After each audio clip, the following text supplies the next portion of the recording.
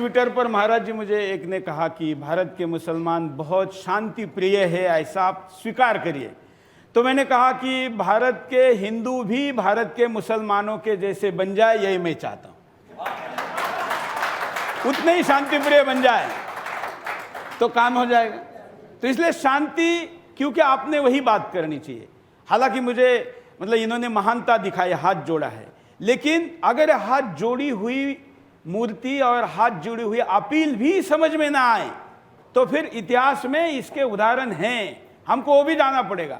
महाराज जी, अब क्योंकि अब ये मुद्दा मतलब सहनशीलता के ऊपर गया है, और अब तक तो 75 वर्षों में हिंदू जागा नहीं था, स्वाभिमान उतना ये हो नहीं रहा था। अरे मैं आपकी एक बात और क्यों नहीं जागा?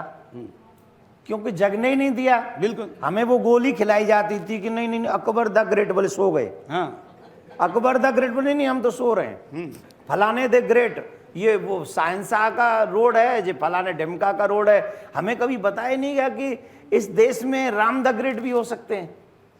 इस देश की विचारधारा को कुचलने का काम आजादी के बाद से चल रहा है, याद रखिए।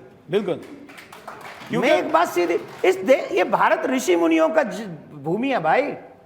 इस देश में only on Ram the great, Ram the great थे, राम द ग्रेट हैं, राम कृष्ण शिव ग्रेट रहेंगे, इसमें कोई दो राय नहीं है।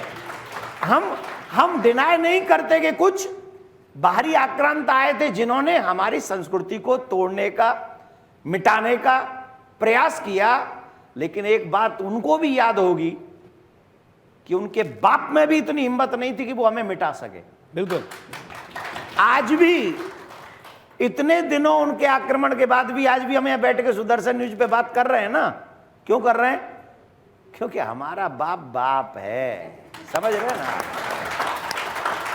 और देखा जाए तो हमारा बाप का जो बाप है वो उनके बाप का भी बाप है।